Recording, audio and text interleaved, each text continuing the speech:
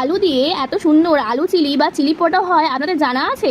আর খুব সহজে কিন্তু এই রেসিপিটা বানানো যায়। তাহলে একবার দেখেই নিন। সবার প্রথমে আমি 4টে আলুকে ধুয়ে একটু লম্বা সাইজ করে কেটে রেখেছিলাম, আর ক্যাপসিকাম আর পেঁয়াজগুলোকেও একটু বড় বড় সাইজ করে কেটে ধুয়ে রেখেছিলাম। এরপর কড়াইতে একটু বেশি পরিমাণ জল দিয়ে তাতে একটু নুন মিশিয়ে দিলাম। তারপর আলুগুলোকে জলে ফেলে দিলাম। 50% মতো সিদ্ধ হয়ে গেলে আলুগুলোকে ছেঁকে তুলে নিলাম। তারপর আলুগুলোকে ঠান্ডা হয়ে দিলাম। ঠান্ডা হয়ে গেলে কিছুটা পরিমাণ কর্নফ্লাওয়ার দিয়ে খুব ভালো করে আলুগুলোর সাথে মাখিয়ে নিলাম। এইবার কড়াইতে একটু বেশি পরিমাণ রিফাইন অয়েল গরম করতে দিয়ে কর্নফ্লাওয়ার মাখিয়ে রাখা আলুগুলোকে দিয়ে ভালো করে ভেজে নিলাম। এইভাবে সব আলুগুলোকে ভেজে তুলে নিলাম। দেখুন এত সুন্দর ক্রিস্পি হয়েছে যেন মনে হচ্ছে এক্ষুনি খেয়ে নিই, কিন্তু এখনও একটু কাজ বাকি আছে। এবার কড়াই থেকে কিছুটা রিফাইন অয়েল তুলে নিয়ে তাতে পেঁয়াজ আর ক্যাপসিকামগুলোকে দিয়ে হালকা করে ভেজে তাতে রসুন বাটা দিয়ে একটু কষিয়ে নিলাম। তারপর তাতে 3 চামচ মতো রেড চিলি সস আর 1 চামচ গ্রিন চিলি সস দিয়ে ভালো করে মিশিয়ে তাতে ভেজে রাখা আলুগুলো তুলে দিলাম।